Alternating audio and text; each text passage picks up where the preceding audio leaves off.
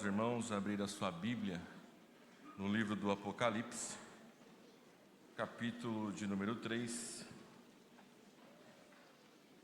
Quero meditar com os irmãos do versículo 14 até o versículo de número 20. E já agradecer ao pastor Clarismundo pela oportunidade que nos cede nesta noite estar ministrando a palavra de Deus. Os irmãos o encontraram? Acompanhem comigo a leitura. A epígrafe do texto diz: sétima carta à igreja de Laodiceia. E ao anjo da igreja que está em Laodiceia escreve: isto diz o Amém, a testemunha fiel e verdadeira, o princípio da criação. Eu sei as tuas obras, que nem és frio e nem quente. Tomara que foras frio ou quente. Assim, porque és morno, e não és frio nem quente, vomitar-te-ei da minha boca.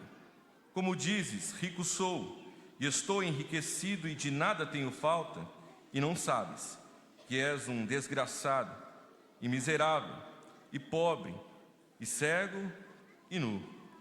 Aconselho-te que de mim compres ouro provado no fogo, para que te enriqueças, e vestes brancas para que te vistas, e não apareça a vergonha da tua nudez, e que unjas os olhos com colírio, para que vejas. Eu repreendo e castigo a todos quanto amo. Sê, pois, zeloso, e arrepende-te. Eis que estou à porta e bato. Se alguém ouvir a minha voz e abrir a porta, entrarei em sua casa, e com ele cearei, e ele comigo. Amém. Podemos assentar, meus irmãos.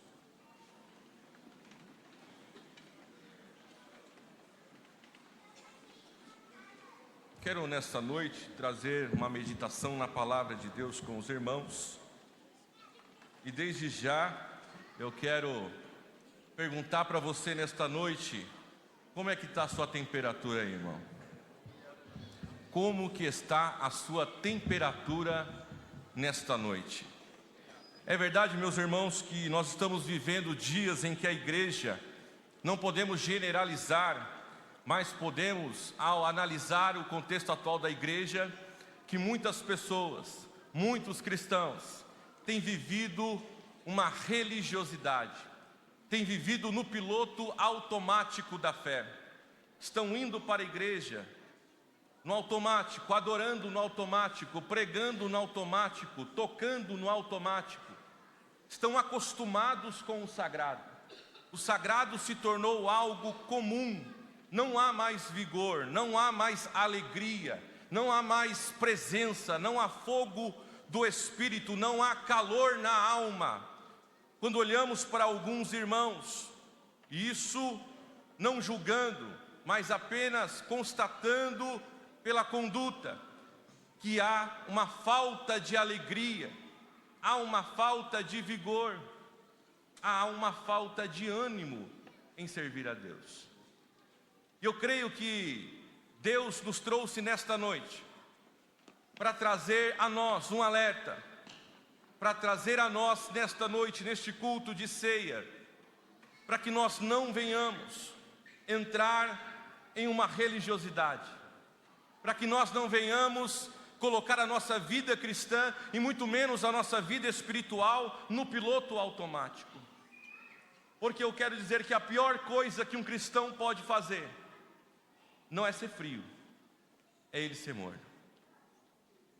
E nós sabemos que quando olhamos para a palavra de Deus, todas as vezes que você vê a manifestação de Deus, todas as vezes que você vê Deus descer no lugar, todas as vezes que você vê Deus consumir um altar, toda vez que você vê Deus se manifestar, Deus trabalha com altas temperaturas, porque todas as vezes que Deus desce, Deus responde com fogo, Deus responde com poder, Deus responde com altas temperaturas. E se você entrou aqui nesta noite pensando que ia ficar acomodado, gelado ou até mesmo morno, Deus me trouxe aqui para te dizer nesta noite: hoje é dia de acender esta fogueira e começar a aquecer a tua vida espiritual. Nós precisamos reacender a chama do Evangelho na nossa vida, a nossa vida com Deus. Meus irmãos, quando nós olhamos para a palavra que nós lemos nesta noite, nós que somos cristãos, que lemos a Bíblia, sabemos que o livro do Apocalipse é o livro da revelação, do descortinar, da apresentação. Deus vai apresentar à sua igreja o plano final que Deus tem para ela.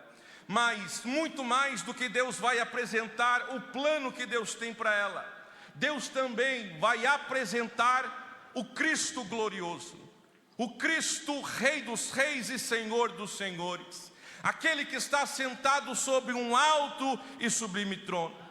Nós vamos olhar para Apocalipse e vamos ver que aquele que conhece a palavra não tem nada a ver com o que o povo diz aí fora, com catástrofe, com final, com algo terrível. Pelo contrário, para nós que somos crentes, lavados, remidos pelo sangue do Cordeiro, que temos o nosso nome escrito no livro da vida, o Apocalipse nada mais é do que um livro que traz esperança, um livro que traz conforto, um livro que traz uma segurança para mim e para você que está aqui nesta noite. Sabe por quê? Nós sabemos que a vitória é certa, que o nosso galardão já está garantido, que apesar das lutas, que apesar das provas, das adversidades que vão se levantar contra a igreja de Cristo, nós temos um rei que venceu por nós. Nossa vitória está garantida pelo nome do Senhor Jesus Cristo. Ao olhar o livro do Apocalipse, nós vamos ver que o livro é escrito por João. O livro se passa 60 anos depois, praticamente, do advento do Pentecoste da igreja. Nós vamos olhar, naquele contexto que João está vivendo, há um imperador chamado Domiciano. Ele institui o culto à sua personalidade, à sua pessoa. E qualquer religião, dentro do contexto romano, que não adorasse a ele, que não prestasse culto a ele, se torna alvo de perseguição. Nesse contexto, os cristãos que são verdadeiros adoradores do Senhor Jesus não se dobram. E para perseguir a igreja, o maior nome ainda do colégio apostólico da igreja que está vivo é João. João já está com a sua idade avançada. João é pego, é levado para uma ilha rochosa chamada Patmos, a alguns quilômetros adentro do mar Egeu. Lá ele é isolado do mundo. Lá as portas do mundo se fecham para João. João está sozinho, não tem amigos, não tem a igreja, não tem ninguém por ele. E aqui há uma verdade gloriosa para mim e para você nesta noite. As portas do mundo podem se fechar para mim e para você. As pessoas podem abandonar nós, e muitas vezes em ilhas, querer nos abandonar. Mas eu quero te dizer que num contexto de abandono, num contexto de ausência de ajuda, eu quero te dizer que nunca faltará a presença de Deus para você.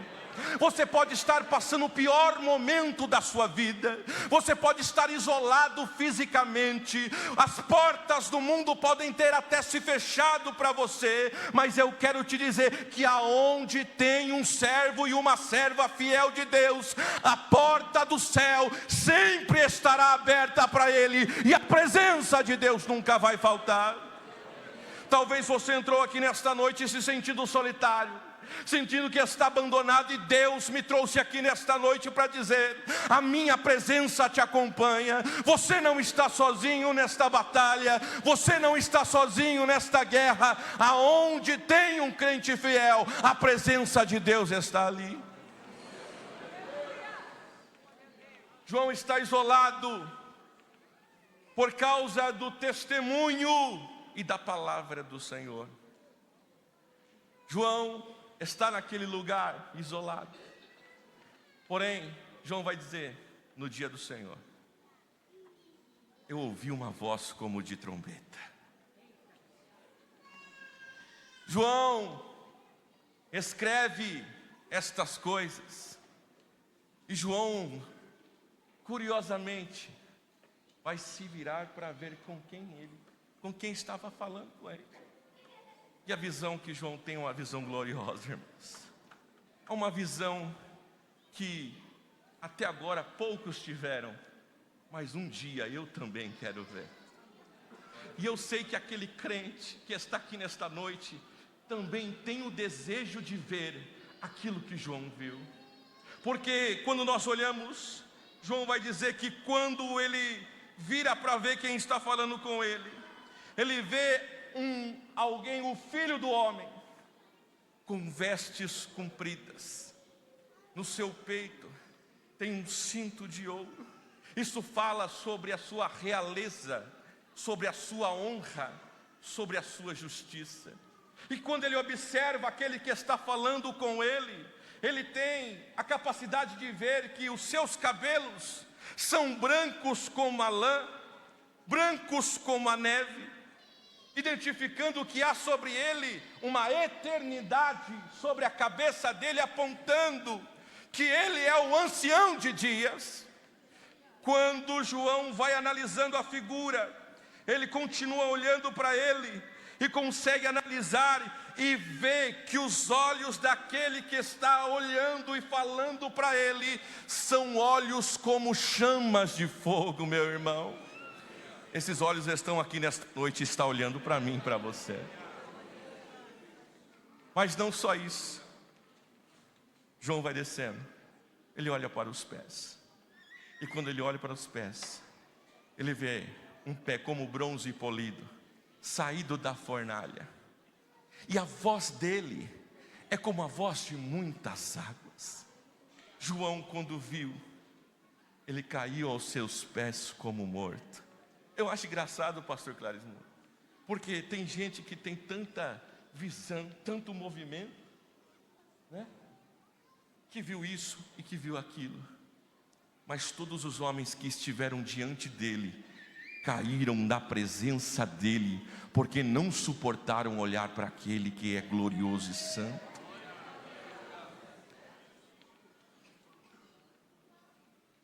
João cai, porém há um toque em João. Diz: com a sua destra me tocou e disse: João, não temas. Isso é glorioso. No pior momento da vida de João, em que João estava sozinho, João reconheceu aquele não temas. Ele já tinha ouvido aquele não temas, irmãos. E no momento mais angustiante talvez que você esteja passando na sua vida hoje, o Senhor trouxe-me aqui para dizer: não temas. O Senhor está com você. Qual é o momento angustiante que você está passando? Não temas.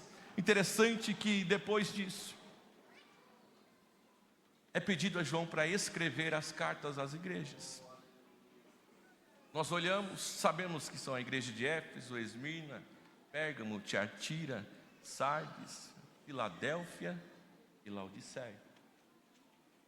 E o interessante é que Cristo,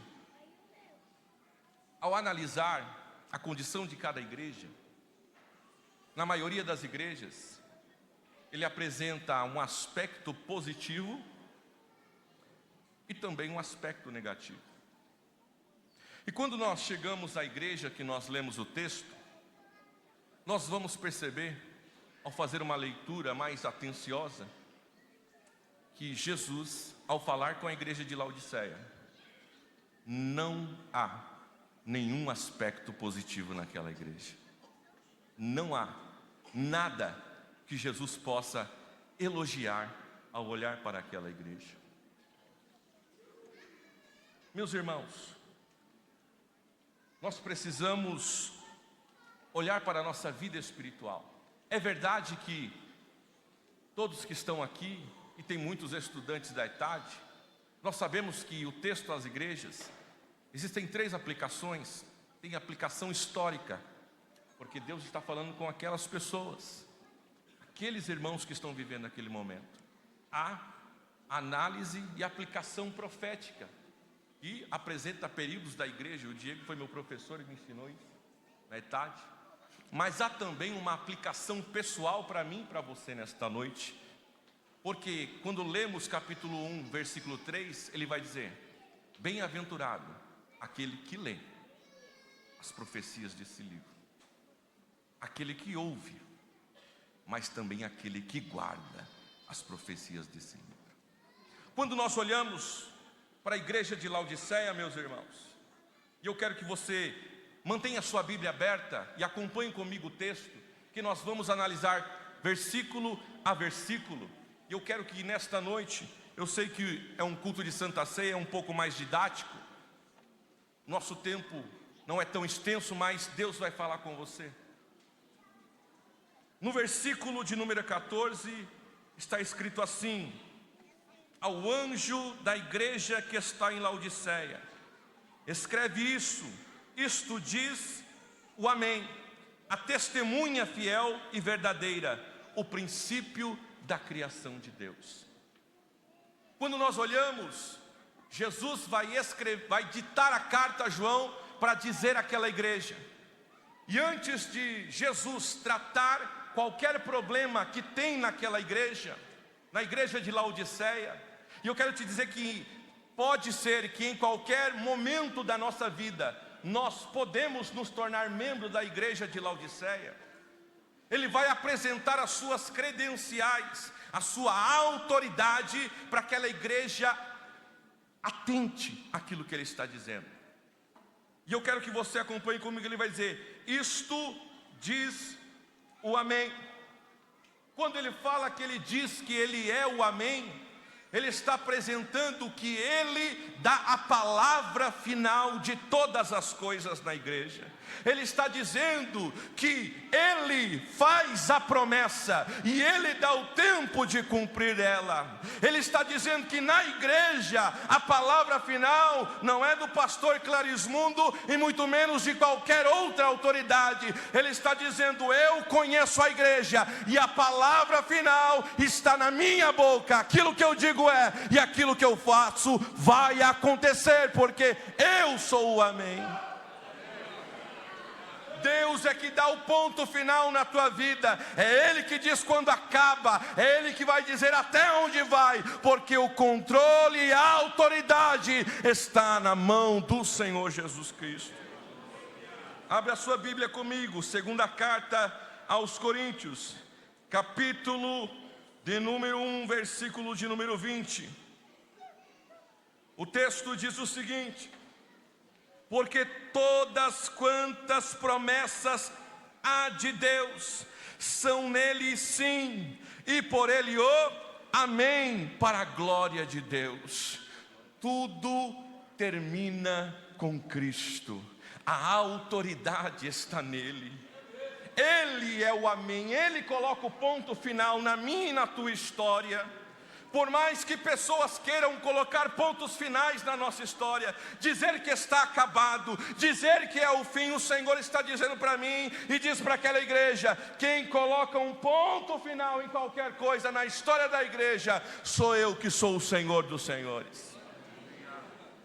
Segunda coisa que Cristo vai dizer para mostrar a autoridade para aquela igreja, ele vai dizer o seguinte,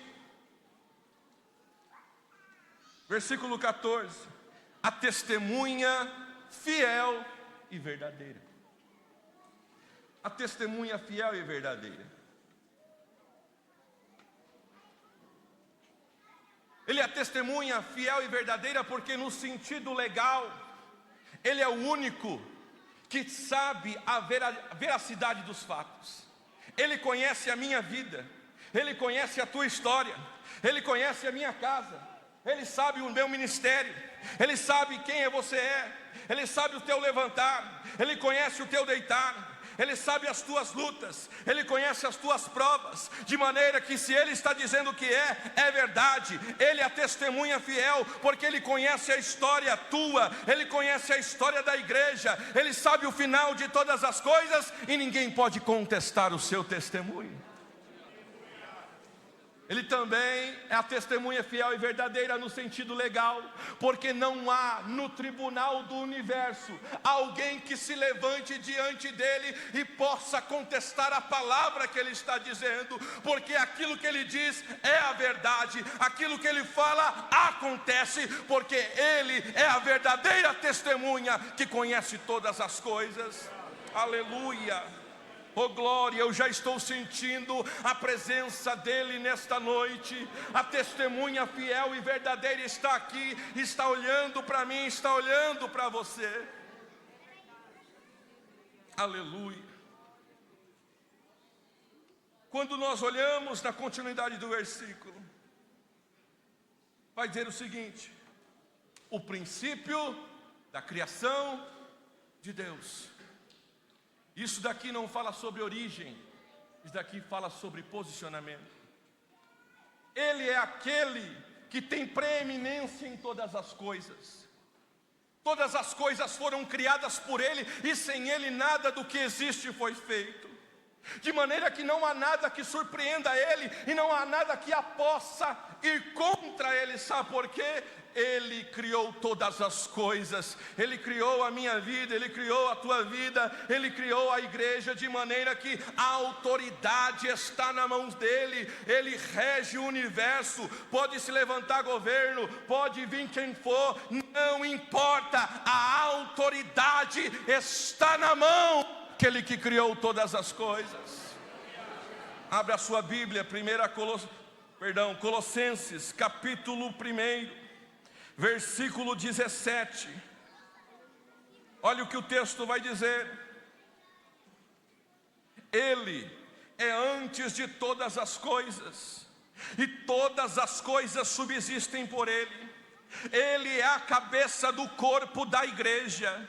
É o princípio, o primogênito dentre os mortos, para que em tudo tenha preeminência, ou seja, é Ele que está no controle, tudo é por Ele, para a glória dEle, para a honra dEle. Nós estamos aqui para isso. Quantos vieram nesta noite e descansam na autoridade do poder daquele que está cuidando da tua casa, daquele que cuida da igreja, daquele que está aqui nesta noite para dizer a você aquilo que você necessita ouvir nesta noite. De maneira que quando eu leio essa carta, eu entendo porque Paulo apresentava as suas credenciais com quem ele aprendeu. Porque todas as vezes que Paulo ia escrever, primeiro ele se apresentava e apresentava as suas credenciais. E agora a gente consegue entender com quem Paulo aprendeu, não é verdade? Porque Cristo, quando vai escrever às igrejas, Ele faz exatamente desta maneira. Jesus se apresentou mostrando a sua autoridade. Por quê? Para primeiro eu dar crédito ao diagnóstico do médico, eu preciso acreditar que ele tem capacidade para falar sobre aquilo. E exatamente o que Cristo vai falar, Ele vai dar o diagnóstico daquela igreja. Ele vai revelar aquilo que está oculto. Ele vai dizer exatamente o que está acontecendo. E talvez todos nós, ou algum de nós, e eu espero que nenhum de nós, esteja na situação de Laodiceia. Acompanhe comigo, versículo de número 15.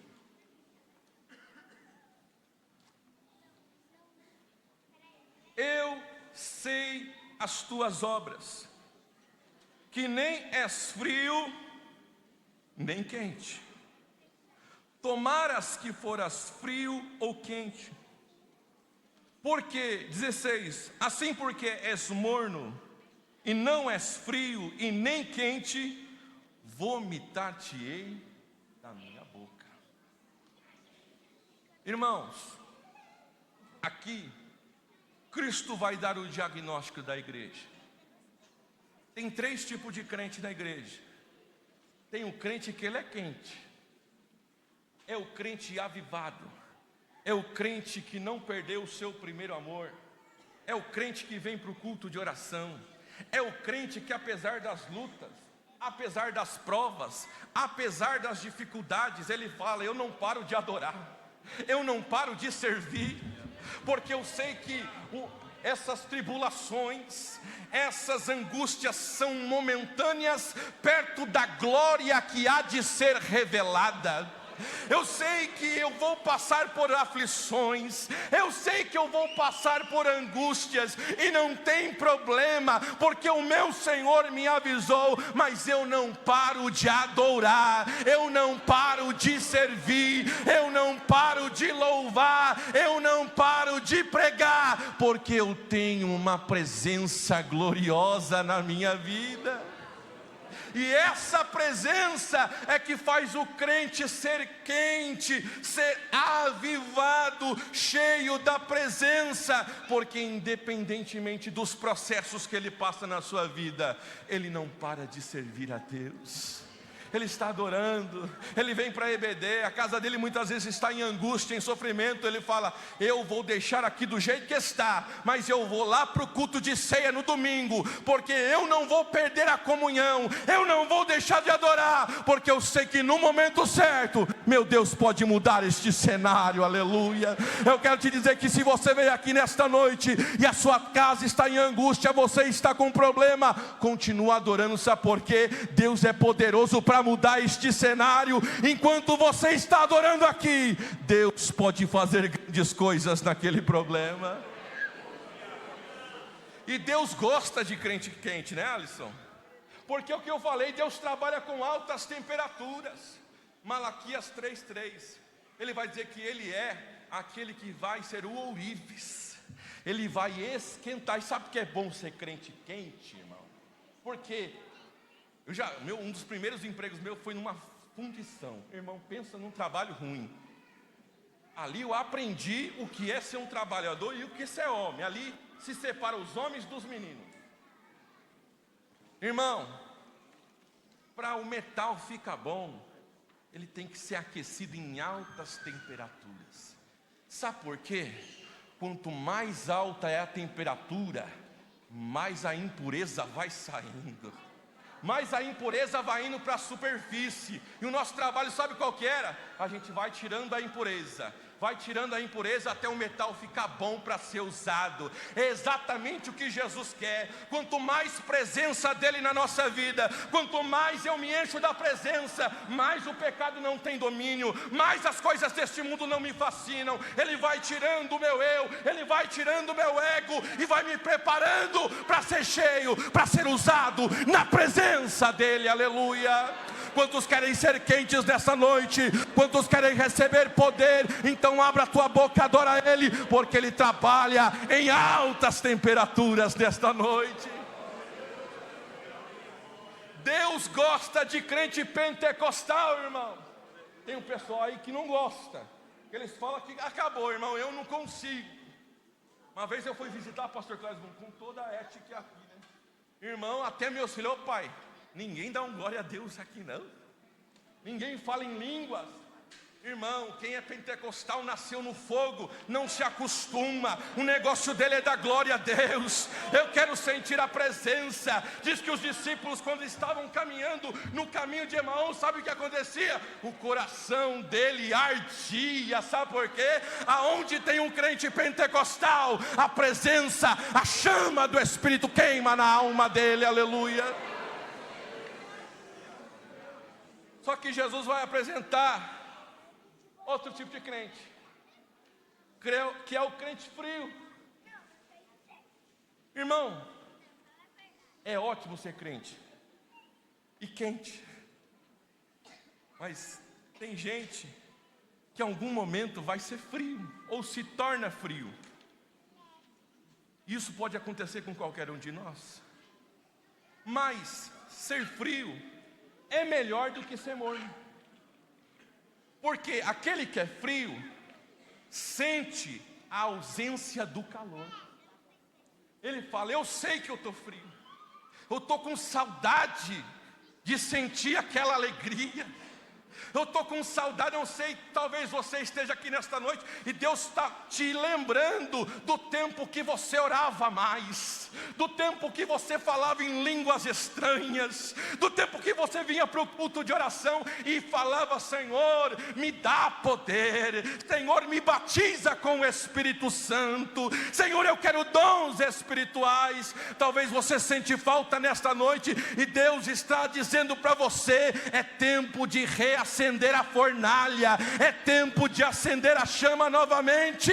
Deus quer acender o fogo dentro da tua vida. Eu não vi até hoje na história alguma coisa que é boa morna. Porque tem várias coisas que são boas quentes, né, irmão? No frio, aquela sopinha quente, tem churrasco no Espírito dos Pampas, né? Aquela carne bem quentinha, ou coisa boa. No calor, a gente toma aquela água com gás, gelada, coisa boa. Agora, fala para mim alguma coisa aí que é boa morna. Não tem nada bom morno. Você conhece alguma coisa que é boa morna? Eu não lembro, não. Exatamente o que o Cristo está dizendo. Não tem nada de bom em ser morno. Porque o frio, pelo menos ele sente a falta do calor e ele pode chegar. Eu preciso buscar a presença. Eu preciso agora, o morno, ele está acostumado. Não, para mim está bom aqui. Eu não estou nem quente, não estou frio. Eu estou tranquilo. E o Senhor vai dizer uma coisa: é melhor ser frio ou quente, porque o morno eu vomito da minha boca. Preste atenção, quando Deus fala conosco, e isso eleva para a sua vida, Deus nunca vai falar de uma maneira que você não entenda. Esse negócio que Deus falou comigo e eu não entendi, não tem. Todas as vezes que Deus fala com alguém, na Bíblia, Ele fala de maneira que a pessoa entenda. Quando Deus está dizendo esse quente, frio, morno, Ele está dizendo sobre algo na cidade de Laodiceia.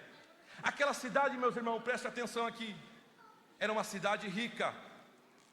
Aquela cidade, ela era um polo financeiro, por ser tão forte no comércio, por ter uma posição estratégica. Era uma cidade que havia vários bancos, e o produto financeiro daquela cidade era ouro. Eles tinham muito ouro guardado nos seus bancos. Segunda coisa, que aquela cidade era um polo comercial têxtil. Eles tinham ali manadas de ovelhas negras em que eles tosquiavam e faziam um tecido, tapetes e roupas da lã negra. De maneira que aquela cidade era uma potência comercial. Mas aquela cidade tinha uma potência também, que era uma potência medicinal. Porque pessoas de toda a Ásia, e muitas vezes de todo o Império Romano, procuravam Laodiceia, porque lá eles elaboraram uma coisa chamada unguento, que era de pó frígio, misturado com azeite com água. E pessoas de todas as localidades iam lá para comprar este unguento, para que, se tivesse alguma enfermidade oftalmológica, eles pudessem ser curados por aquele unguento. A cidade tinha tudo isso, irmão. Eles só não tinham uma coisa: eles não tinham água. Você acredita? Eles eram tudo isso, mas não tinham água. E a água que eles recebiam era água de duas cidades. Acima ficava uma cidade chamada Hierápolis, de águas termais. Eram águas quentes, e muitas pessoas também iam lá para se tratar. Um pouco mais distante ficava Colossos, cidade de águas cristalinas e puras. Como Laodiceia não tinha água, eles pegavam águas dessas cidades e encanavam e traziam para Laodiceia. O problema é o seguinte, irmão: a água que era quente, quando chegava lá em Laodiceia, chegava morna. Mas o fato de ser morna, ainda dava para beber, não é verdade? Porque quem está com sede bebe água de qualquer jeito. Mas o que dava náusea na água de Laodiceia é porque antes de ela ser envasada em tubos, ela passava por rochas calcárias. E pegava ali, eu não sou mestre de química não, se eu errar, me perdoe. Pegava uma substância chamada carbonato de cálcio, de sódio. E aquela água, ao beber, ficava o que? Insalubre. Então qualquer pessoa que tomava daquela água sentia o que? Náusea. Jesus vai trazer a realidade física de Laodiceia para uma realidade espiritual que aquela igreja está vivendo. Jesus está dizendo: vocês não têm água, e a água que vocês têm é ruim, igual vocês são. Vocês não são quentes, vocês não são frios, vocês são mornos. E quando eu desço na igreja para experimentar a adoração que vocês estão dando, eu sinto náuseas, eu sinto nojo, a ponto de vomitar vocês da minha boca. Pior coisa que nós podemos ter, irmão, na nossa história, é Jesus sentir nojo de mim e de você. Você já pensou? Jesus sentir nojo da minha e da sua adoração? Sabe por quê? Porque eles estavam vivendo uma religiosidade. O que eles cantavam não era verdade no coração. O que ele pregava, eles não viviam. Aquilo que eles tocavam, não havia adoração, porque virou no automático. Quantas pessoas têm vivido no automático? Prega por pregar, canta por cantar.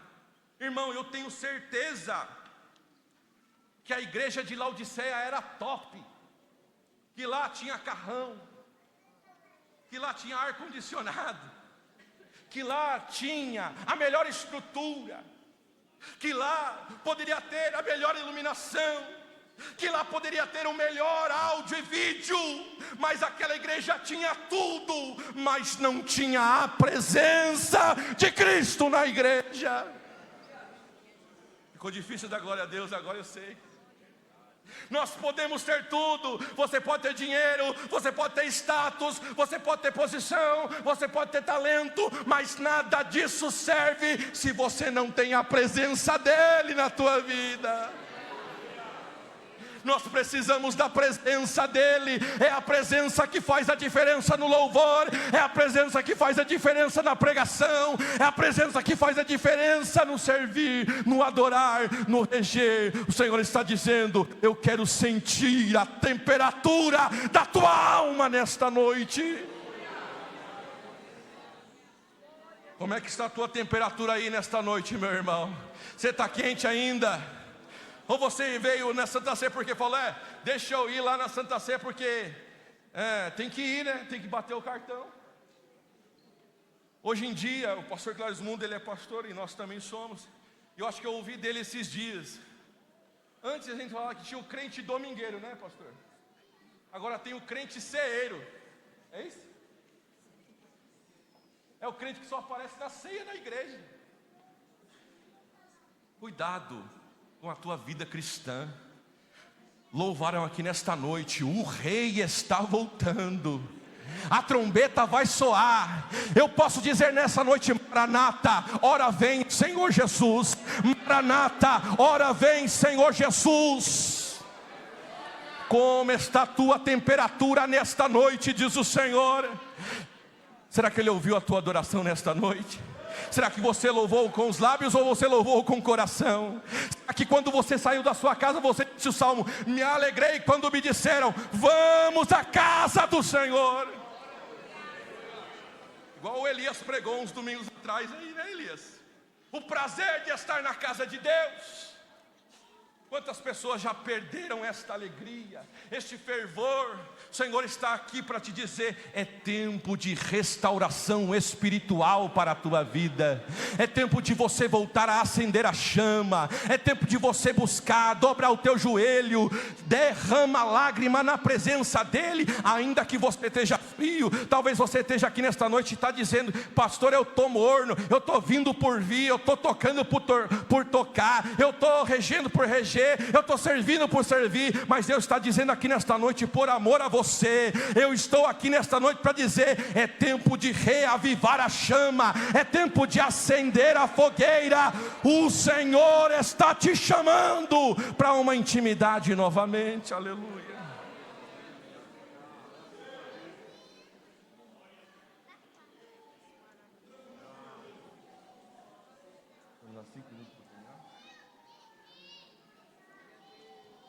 Jesus diagnostica a igreja, dá o diagnóstico dela, e Ele vai dar um conselho. Esse conselho eu quero que você guarde nesta noite. Versículo de número 18, acompanhe.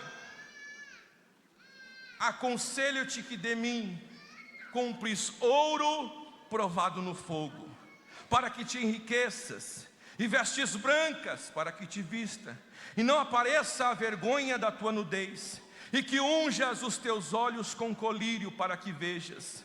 Eu repreendo, 19, e castigo a todos quanto amo. Sê, pois, zeloso e arrepende-te. 20, eis que estou à porta e bato. Se alguém ouvir a minha voz e abrir a porta, entrarei em sua casa, e com ele cearei, e ele comigo. Escute o que Deus tem para dizer para você nesta noite. O conselho dele, aquela igreja pensava que era rica. Jesus falou: vocês pensam que vocês são ricos, mas vocês são pobres. A palavra é tão forte que eu, quando leio esse texto, irmão, eu até fico constrangido. Agora imagina a igreja ouvindo, e não sabes que é um desgraçado. Não é pesado, irmão? E miserável.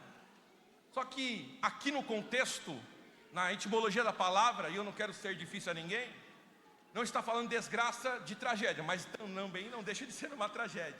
Está falando que aquela igreja perdeu a graça, a ausência da graça de Deus. Estavam em estado de miserabilidade espiritual. Podiam louvar bem, podiam pregar bem, podiam fazer tudo bem, só que não tinha a graça do Senhor Jesus Cristo. Eles podiam ter as melhores roupas, mas eles não tinham vestes espirituais, nem de justiça e nem de santidade. Eles estavam nus, descobertos. Eles podiam ter muito ouro no banco, igual você tem aí. Faz um pix para mim depois.